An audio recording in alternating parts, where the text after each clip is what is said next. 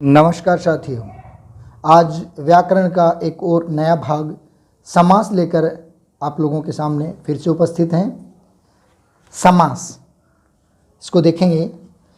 सम plus आस, सम जमा आस शब्दों के योग से समास बना है, जिसका शाब्दिक अर्थ पास बैठाना होता है। माने समास शब्द का शाब्दिक अर्थ पास बैठाना होता है। अर्थात हम यूँ कह सकते हैं, दो या दो से अधिक शब्द एक दूसरे के इतने अधिक पास आ जाते हैं और उसी शब्द समूह में मिल जाते हैं। पास भी आ जाते हैं, शब्द समूह में मिल भी जाते हैं। यह मिलने की जो प्रक्रिया है, यह समास कहलाती है। अब देखेंगे सामासिक शब्द जो है वो क्या है। समास शब्द का शाब्दिक अर्थ छोटा रूप, संक्षिप्त रूप। छोटा रूप कह सकते हैं। समास शब्द का शाब्दिक अर्थ छोटा रूप या संक्षिप्त रूप होता है। समास में संक्षिप्तता बहुत ही आवश्यक होती है और इसीलिए समास प्रचलन में है। समास में संक्षिप्तता बहुत आवश्यक होती है और समास इसमें सहायक होते हैं, संक्षिप्त करने में सहायक होते हैं। समास द्वारा संक्षेप में कम से कम शब्दों द्वारा बड़ी से बड़ी और महत्वपूर्ण बात कही जाती है। ये है यहाँ महत्वपूर्ण बात कि समास के द्वारा संक्षेप में कम से कम शब्दों द्वारा बड़ी से बड़ी बात पूर्ण रूप से कही जा सकती है। इसलिए समास का महत्व व्याकरण में है। अब हम देखेंगे इसकी परिभाषा। जब दो या दो से अधिक शब्द या पद भी शब्द ही होते हैं। अब जानते हैं, जब कोई शब्द जो है वाक्य में प्रयुक्त हो जाए तो पद कहलाता है। तो शब्द या पद अपने बीच के विभक्ति चिन्हों को छोड़ करके आपस में मिल जाते हैं। इसी मेल को समास कहा जाता है। इस प्रकार के मेल से जो शब्द बनता है उसे समस्त पद भी कह देते हैं और सामासिक शब्द भी कहा जा सकता है, कहा जाता है। जैसे हमने देखा राजा का मंत्री, तो ये इन दोनों को मिलाया, इस विभक्ति का लोप किया राजमंत्री, तो ये कैसा शब्द हुआ? सामासिक शब्द, या इसको समस्त पद भी कह सकते हैं। अब देखते हैं हम संधि और समास में क्या अंतर है। तो संधि में वर्णों का मेल होता है और समास में पदों शब्दों का मेल होता है। संधि में वर्णों का मेल होता है और समास में पदों शब्दों का मेल होता है। संधि में वर्णों के मेल से जो विकार पैदा होता है उसे ही संधि कहा जाता है।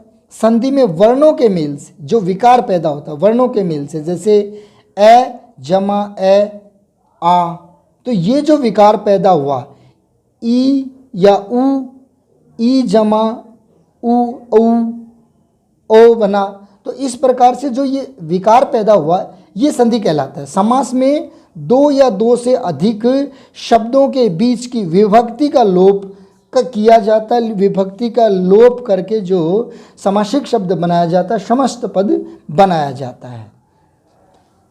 जहाँ समास होता है, ये महत्वपूर्ण बात है, जहाँ समास होता है वहाँ संधि की स्थिति होने पर संधि अवश्य होती है। जहाँ समास होता है, जहाँ संधि हो भी सकती है, पर जहाँ संधि होती है वहाँ समास भी हो सकता है। माने एक ही शब्द में संधि भी हो सकती है और उसी शब्द में समास भी हो सकता है और नहीं भी हो सकता। ये जरूरी नहीं कि प्रत्येक शब्द में संधि हो और प्रत्येक शब्द में समास हो। इसके बाद इसी का आगे का रूप हम देखेंगे।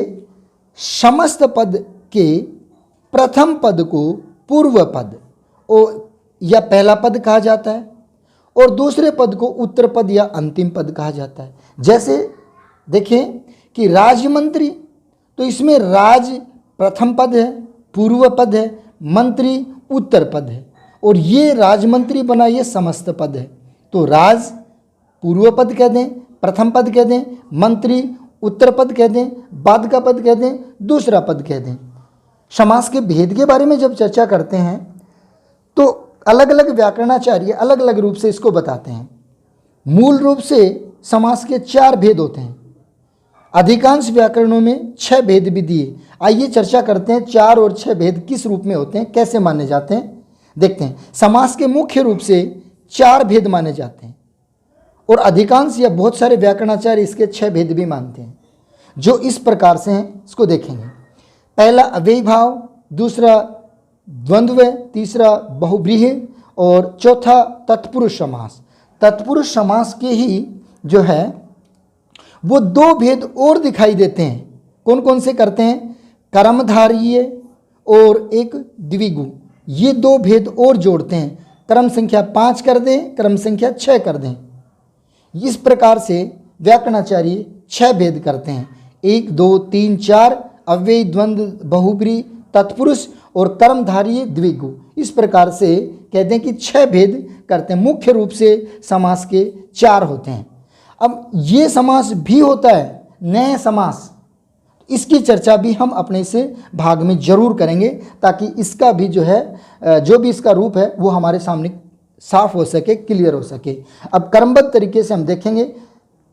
सबसे पहला अव्ययी भाव समास। तो अव्ययी भाव समास की परिभाषा और इसका रूप क्या है देखेंगे। जिस समास का पहला पद प्रधान होता है, पहला पद प्रधान होता है, अर्थात जिस समास का पहला पद अव्यय होने से समस्त पद अव्ययी भाव हो जाता है, उसे अव्ययी भाव समास कहा जाता है। पहला पद अव्यय और सारा का सारा पद ही अव्ययी भाव हो जाए। अगर ये चीज़ समझ में नहीं आ पा रही तो दूसरी इसका एक और सरल रूप करेंगे, वहाँ समझ में आ जाएगी। मैं कठिन सरल हर तरह की एक परिभाषा आप लोगों के सामने रख रहा हूँ। जो शब्द, इसमें एक विशेष बात और रखी है, जो शब्द लिंग वचन कारक तथा काल के अनुसार परिवर्तित नहीं होती उसे अव्यय कहा जाता है। लिंग वचन काल कारक इसके अनुसार जो हमेशा एक जैसी बनी रही, यथा तथा प्रति, इस तरह के जो शब्द हैं वो हमेशा एक जैसे बने रहते हैं, अपना रूप नहीं बदलते, हमेशा ऐसे रहते हैं, ना लिंग वचन कारक इनके अनुसार अपना रूप ना बदले, वो क्या कहलाते हैं? अव्यय। अगला रूप इसका, इस पर चर्चा करेंगे। जिस सामासिक शब्द का अव्ययी भाव समास ही हमारा चल रहा है और उसी की अलग अलग तरीके से परिभाषाएं रखी हैं, अलग अलग तरीके से समझाने का एक प्रयास किया है। जिस सामासिक शब्द का प्रथम पद अव्यय हो और उसके योग से बना समस्त पद अव्यय मूल रूप से क्रिया विशेषण हो जाता है, मैंने इसके लगने से क्रिया विशेषण बन जाए, उसे अव्ययी भाव समास कहा जाता है।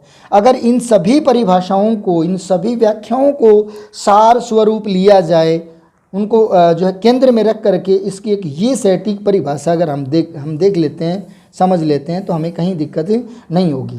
क्या है? जिस समास में प्रथम पद अव्यय, दूसरा पद संज्ञा, दोनों मिलकर के क्रिया विशेषण बनाते हों, ऐसे समास को अव्ययी भाव समास कहा जाता है। ये परिभाषा अपने आप में लगभग परिपूर्ण आ जाती है। जिस समास में प्रथम पद अव्यय, दूसरा पद संज्ञा, दोनों मिलकर के क्रिया विशेषण बनते हो, अव्ययी भाव समास कहलाता है। जैसे देखेंगे यथाशक्ति। अब यहाँ क्या कहा था? पहला पद अव्यय, तो यहाँ पहला पद यथा, शक्ति, शक्ति के अनुसार। प्रति, पहला पद अव्यय, क्षण, हर क्षण, भर पेट, भर, अव्यय पेट, भर पेट, आमरण, आमरण तक, प्रत्यय, तो प्रत्येक, प्रतिशत, प्रतिशत। तो हमने क्या देखा यहाँ कि वे शब्द आए जो अव्यय हैं, हम इनको उपसर्ग के रूप में भी कह सकते हैं। जहाँ उपसर्ग लगे वे मिल जाएं, अव्यय मिल जाएं, इसकी पहचान है अव्ययी भाव समास की। जहाँ उपसर्ग मिल जाएं या अव्यय शब्द मिल जाएं और इनसे अगर कोई शब्द बना है तो निसंकोच कह दें, निस्संदेह है वो अव्ययी भाव समास का ही होगा। इसको और थोड़ा व्याख्या रूप में चर्चा कर लेते हैं इसकी, कि उपसर्ग लगा प्रत्येक शब्द अव्ययी भाव समास का ही होगा। उपसर्ग लगा हुआ कोई भी, आप जानते हैं कि मूल शब्द के पूर्व में जो लगता है वह उपसर्ग होता है, मूल शब्द के बाद उत्तर में लगता है वह प्रत्यय होता है। तो हम चर्चा कर रहे हैं यहाँ की, उपसर्ग लगा प्रत्येक शब्द अव्ययी भाव समास का होगा। बर, बा, सा, तो ये क्या है? ये सारे के सारे उपसर्ग हैं। तो भरपेट, बाकायदा, सार्थक, इस प्रकार हम देखेंगे कि उपसर्ग लगा हुआ जो शब्द होगा वो अव्ययी भाव समास का ही होगा। एक सबसे महत्वपूर्ण बात और यहाँ निकल करके आई है इसी समास में, ये बहुत सारे व्याकरणों में जो है इसकी चर्चा नहीं की जाती। मैं चाहूँगा कि आप लोगों के सामने ये रखूँ। जहाँ संज्ञाओं की पुनरावृत्ति हो, जहाँ एक संज्ञा दूसरी बार उसके साथ ही आ जाए, वहाँ अव्ययी भाव समास होता है। जैसे जैसे देखा हमने घर घर, तो एक साथ हाईवे, चल चल, हाथों हाथ, घड़ी घड़ी, पल पल, रुक रुक, गांव गांव, शहर शहर, गली गली। तो इस प्रकार जब साथ आ जाते हैं तो वहाँ पर भी अपना कौन सा होगा, अव्ययी भाव समास ही होगा। दूसरा समास हम देखेंगे द्वंद्व समास। तो द्वंद्व समास के साथ ही मैं आपको बता दूं कि सभी समासों की मैं एक ट्रिक दूंगा जो लगभग 10 मिनट में, 5 मिनट में, लगभग 10-5 मिनट में आप लोग इस चीज़ को क्लियर कर जाओगे, कौन कौन से समास है कभी नहीं भूल पाओगे। तो वो ट्रिक हम करेंगे समास के अंत में। तो द्वंद्व समास, द्वंद्व का मतलब होता है जोड़ा। तो जिस समास में दोनों पद प्रधान हो वहाँ द्वंद्व समास होगा। दोनों पद प्रधान हो, आप यूँ भी कह सकते हैं दोनों पद या तो प्रधान हो या दोनों पद गौण हो, तो वहाँ द्वंद्व समास। इस समास का विग्रह करने पर और विभक्ति का लोप रहता है। जब विग्रह करेंगे तो इसमें से और विभक्ति निकलेगी। दोनों ही शब्दों के बीच में योजक चिन्ह जो है ये लगा हुआ भी आपको मिलेगा। ध्यान रखना साथियों, योजक चिन्ह 2 में आता है यह चिन्ह। जैसे द्वंद्व समास में माता पिता, द्वंद्व समास में माता पिता के बीच में भी योजक लगा हुआ है, दाल रोटी के बीच में भी योजक, भला बुरा के बीच में भी योजक, स्त्री पुरुष के बीच में भी योजक। तो हमने देखा कि यहाँ योजक चिन्ह एक अव्ययी भाव समास में भी है, अव्ययी भाव समास में भी है। वहाँ कहाँ था, जहाँ आपने देखा था संज्ञाओं की पुनरावृत्ति, संज्ञाओं की पुनरावृत्ति जहाँ थी वहाँ पर भी योजक चिन्ह देखा था आपने। घर घर, चल चल, आया चल चल, हाथों हाथ, पल पल, इस तरह के जो शब्द आए थे वहाँ पर अव्ययी भाव समास था, संज्ञाओं की पुनरावृत्ति। और एक जो है वो यहाँ भी मिलेगा आपको। तो यहाँ जो ये है ये और जो है इसकी विभक्ति का लोप रहता है। और दोनों ही शब्द किस रूप में मिलेंगे, दोनों प्रधान मिलेंगे। देखिए माता पिता, दाल रोटी, भला बुरा, स्त्री पुरुष, 45, 93। अब इनके लिए और देखेंगे क्या कहना चाहेगा ये।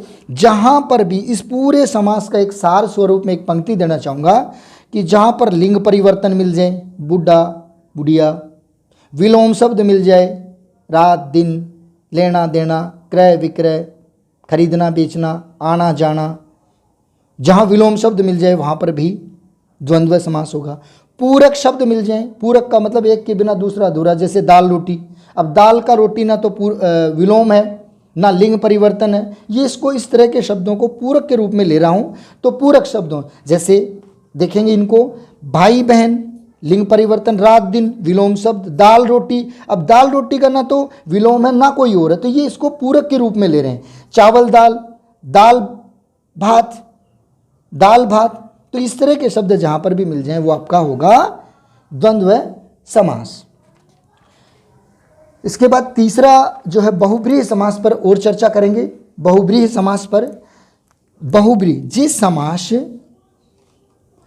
जिस समास में न पहला पद प्रधान हो न दूसरा पद प्रधान हो। बहुब्रीहि में ना पहला पद प्रधान ना दूसरा पद प्रधान, कोई अन्य पद ही प्रधान होता है या अन्य बात ही वहाँ से निकल के आती है, वो बहुब्रीहि होता है। ना पहला पद प्रधान ना दूसरा पद प्रधान, कोई अन्य पद प्रधान हो, वहाँ बहुब्रीहि समास होगा। जो सामासिक शब्द अपने सामान्य अर्थ को छोड़ करके, ये पूछा गया था एक जगह कॉम्पिटिटिव एग्जाम में कि उस समास को कौन सा कहा जाएगा, इसी रूप में इसको उठा के लाया हूँ। जो सामासिक शब्द अपने सामान्य अर्थ को छोड़ करके विशेष अर्थ बतावे उसे बहुब्रीहि समास कहा जाता है। ये परिभाषा ज्यों की त्यों उठा करके लाया है जो परीक्षा में आई हुई है, तो इसको जरूर एक बार देख लें। पूछा था ये किसके बारे में है, ये किसके बारे में है, तो देखेंगे अपने सामान्य अर्थ को छोड़ करके विशेष अर्थ बतलावे उसे बहुब्रीहि समास कहते हैं। जैसे देखेंगे कि नीलकंठ,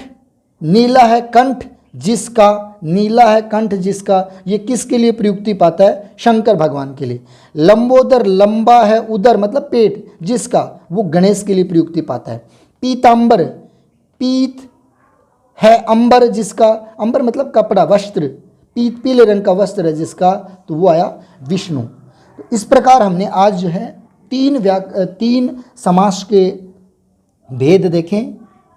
अगले 3 भेद में जल्दी माने कल ही आप लोगों के सामने फिर से लेकर के उपस्थित होऊंगा। आशा करता हूँ ये वीडियो आपको पसंद आया होगा। बहुत धन्यवाद।